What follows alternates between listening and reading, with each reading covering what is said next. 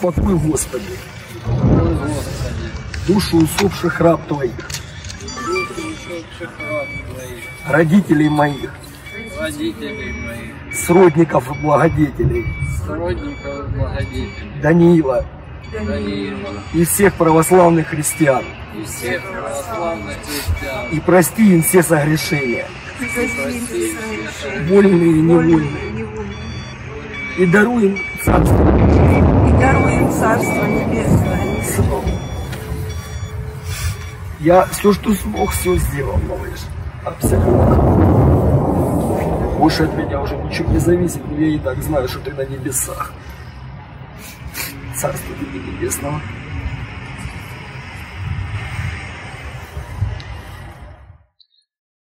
Until that day in November, I was 4 months in Donetsk. I've witnessed a lot of death, destruction, arrivals, Himars, cluster bombs, 155. A lot of suffering.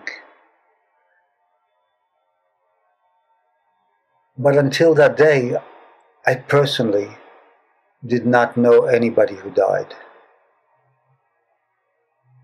I've met injured people. Some of you followed maybe my story about Alina.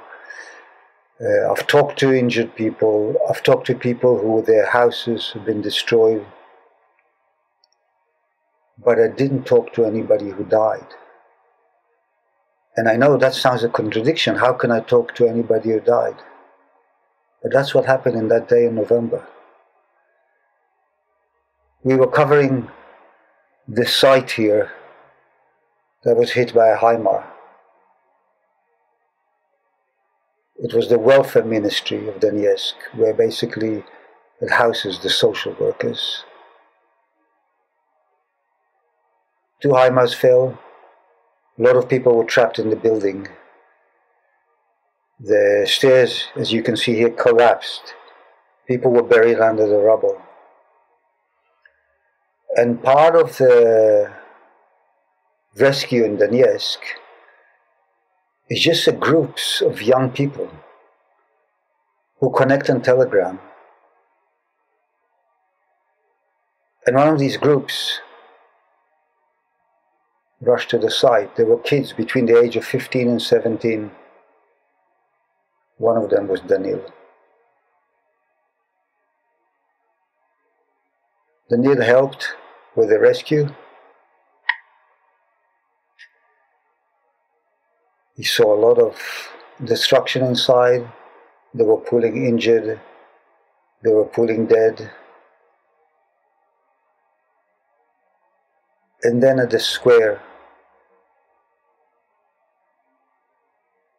when night fell already,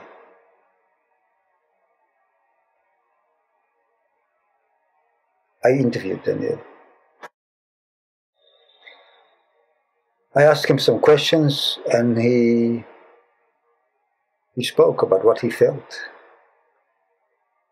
He was just helping with the rescue. He was angry, frustrated, and still balanced and loving.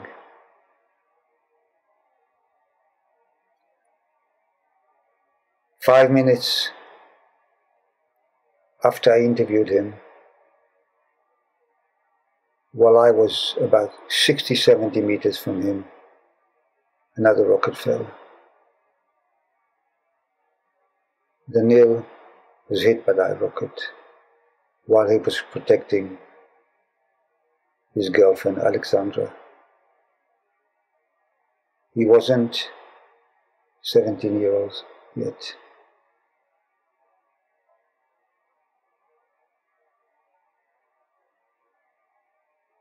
This is what this war is. Donetsk has been under fire for 10 years. And the victims are Danil and his friends. The grandparents, the parents, the children, the teenagers. They are the victims.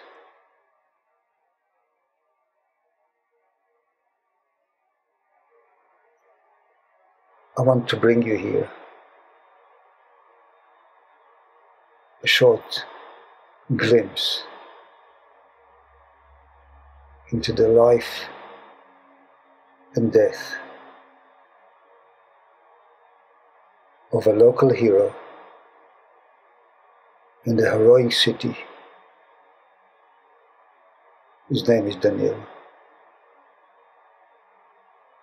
and he is from Donetsk. Герой город, heroic city. Я хочу сказать, что Данил был очень хорошим человеком. Мы, конечно, с ним ссорились, но, правда, в последнее время я считала, что это реально тот мальчик, который именно тот. What's your name? Александр. Alexandra.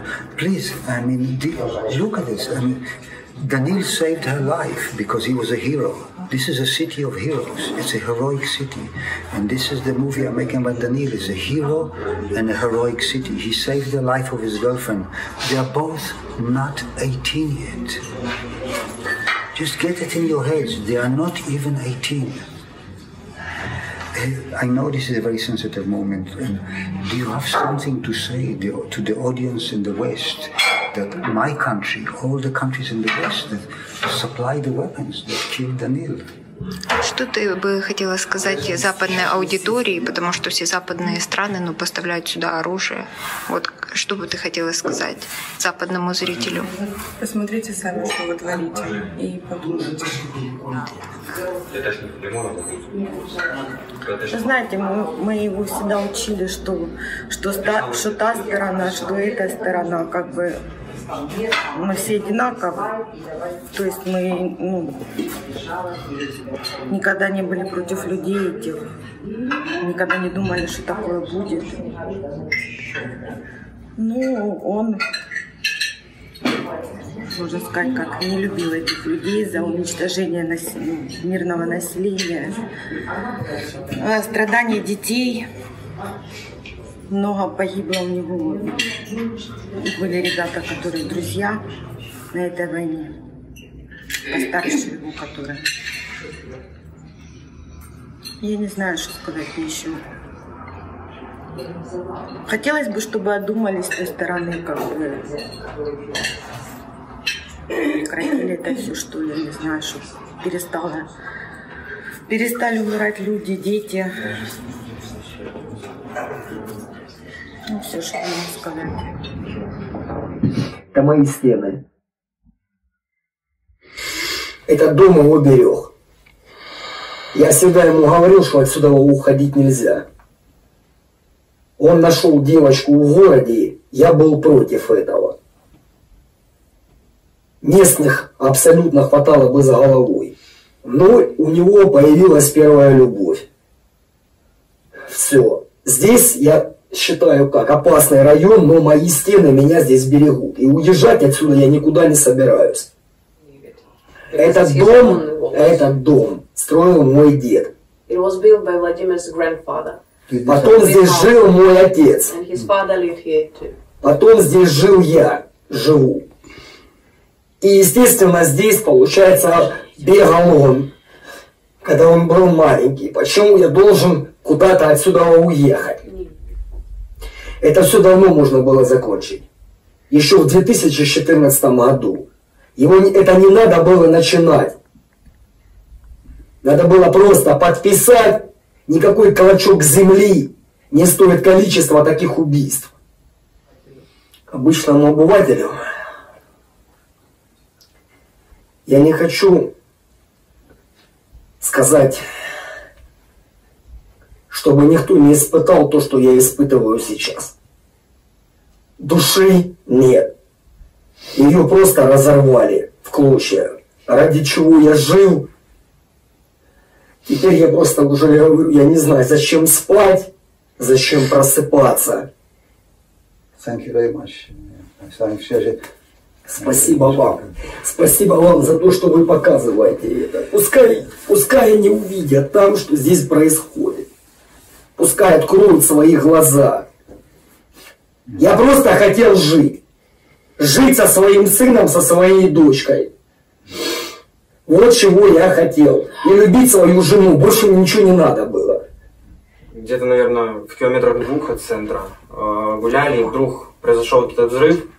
Мы созвонились, встретились и решили пойти. То есть было предложение все поддержали. Мы туда подошли, вот, ну и вот эта вся картина происходила. Подъехали военкоры, подъехали вы, подъехали все остальные ребята, и там началось движение, начали разгребать завалы, спасать людей. Когда Данила ранило, где вы были? Вы были рядом или вы уже уехали? В 5 метрах. They were in 5 meters close to Danil, from Danil. So it was just you, by luck, you were hurt and not him.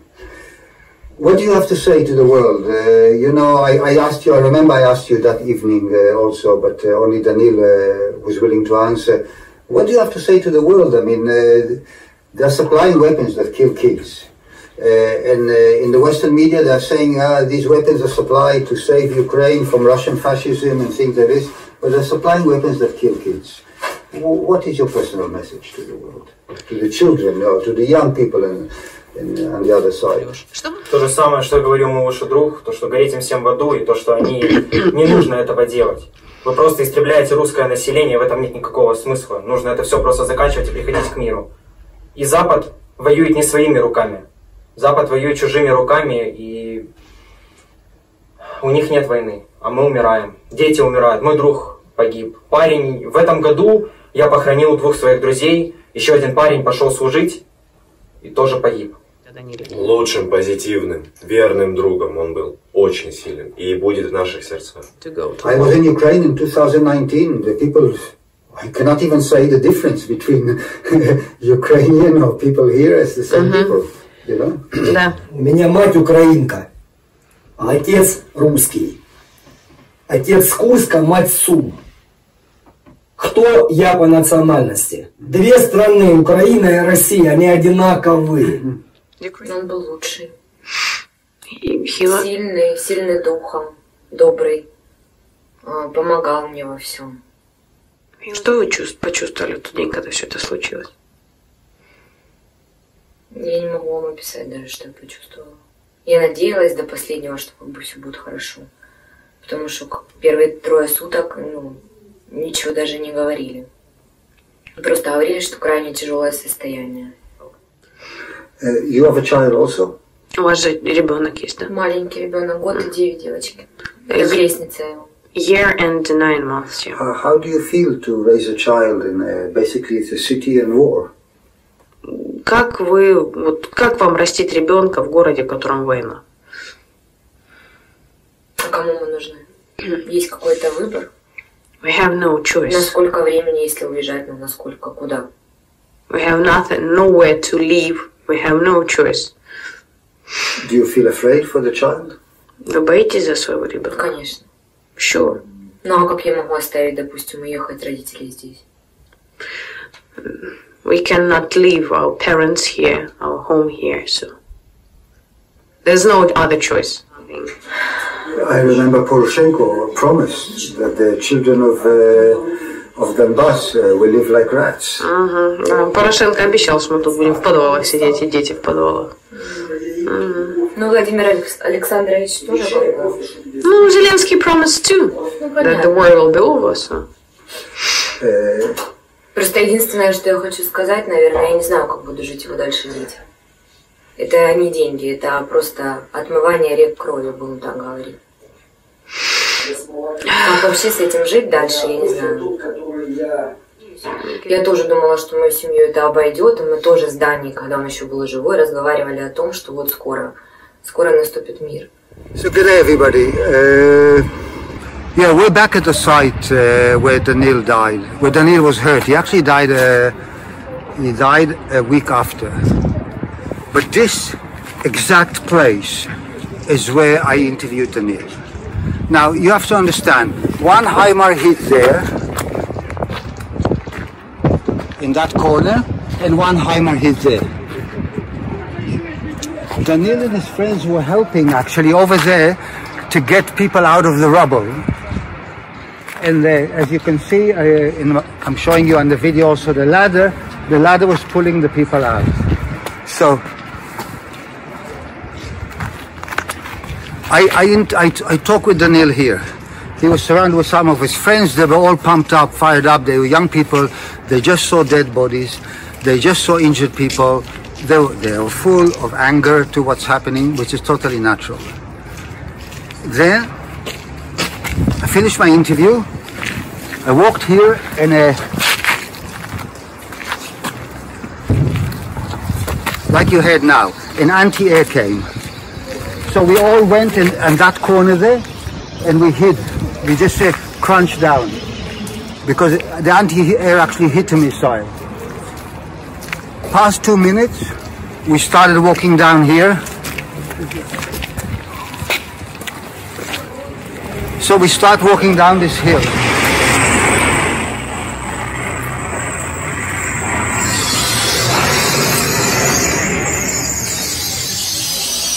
So the whole road was full of rubble, pieces of shrapnel, pieces of glass and everything like this. And we're just walking, our car is at the next intersection.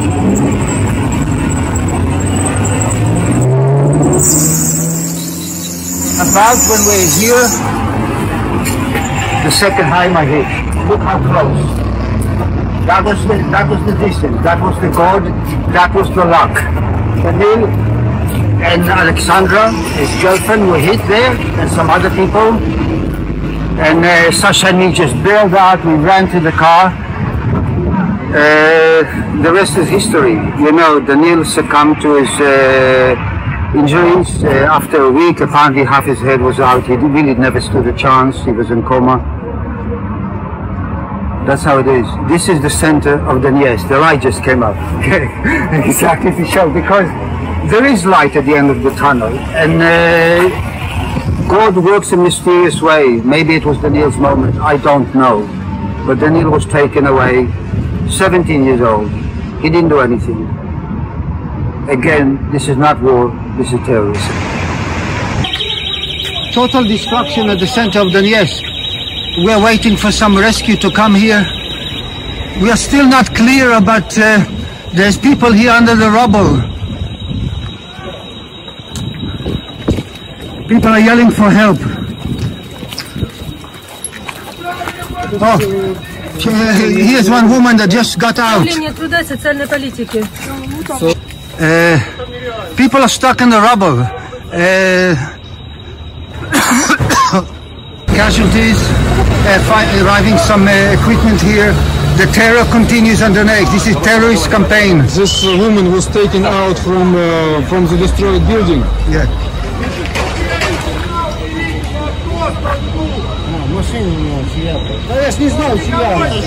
Нет, людей нет! Нема там никого! Людей нет там, я смотрю! Давай, делай! Никого там нет!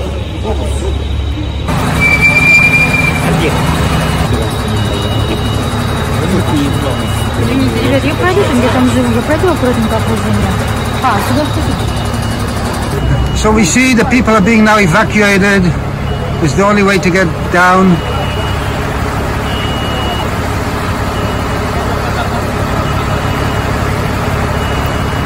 We still don't have information on who is under the rubble and how many casualties there are here. Скажите, наверху тоже... Люди, у нас 4 человека под завалами. So there are 4 people also... 4 people are missing, and you can see these are civilians, these are not soldiers. These are the people who are being attacked in Donetsk day in and day out.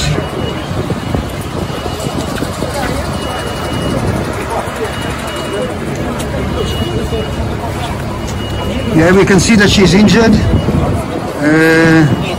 Luckily she is alive and not injured seriously. She now shoot head. There is some injury of the head. Okay.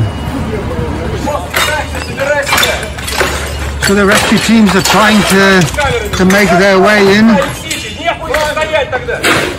and find the people trapped inside.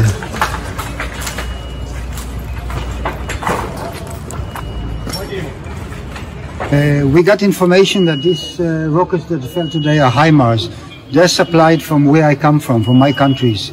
What message do you have to the people from my countries that supply these rockets to terrorize your city? Я ничего не хочу о них говорить, потому что эти люди мне испортили детство. Привет, как зовут? Only first name. Danil. Danil, you live around here? Здесь живешь? Да. What happened here today? Что произошло, лучше? Хохлы обстреляли родной мой город. Все как обычно. Yeah. It was Himars today, we got confirmation. So Himars are supplied by my countries. What message do you have to the people in my countries that support sending Himars to Ukraine to terrorize you? Которые поддерживают весь этот ужас? Да. Ну, гореть вам в аду, что могу сказать. Гореть в аду. И что самое главное, поставки, не поставка, победа в любом случае будет за нами. Okay. I wish you a life of peace. Желают жизни мира. Вам тоже. And another question I have: in your day-to-day life, do you live in fear? Нет. Вообще нет. Okay. You heard that these people have been under fire since they were children. Yeah. So since he's 8, he's in war. It's not fun. You see, he's angry, and he has a right to be angry. So we see there's still evacuation efforts. They're still looking for who is stuck under the rubble. Yeah, it's a really sad day. So yeah, the site is devastating. So we just come and fire. Look like it's another follow-on attack.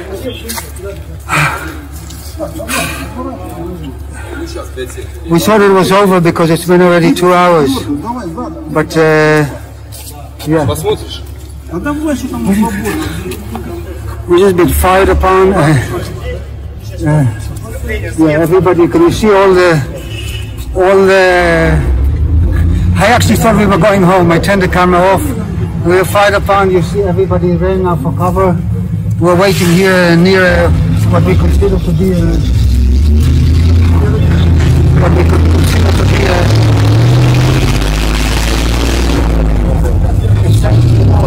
even looks like they're evacuating now the vehicles, so the vehicles don't get hurt. And we are going to look for opportunity to get out, Sasha, no? Yeah. So, what do you think? We make a run for it? Let's move.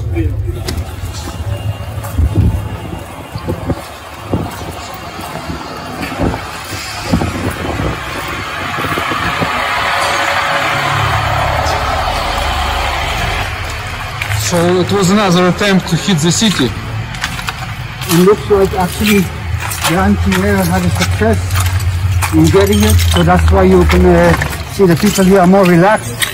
For a moment it was really breathe for a moment. Look, guys, to tell you that it's fun here, to tell you that covering this situation is fun, not at all. It's just a must. It must be done because the world must know. So the most important thing I'm asking you is to share it around. I mean, total devastation. You saw it probably when we came here at light time. Now it's dark. We still don't know what we're walking on. We still don't know if we're going to hit a cluster. This is a piece of rocket, it seems, here. So I'm almost stuck now on a piece of rocket. Yeah, it's not fun at all.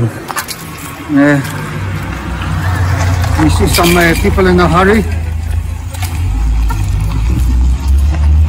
See here more pieces of rocket everywhere.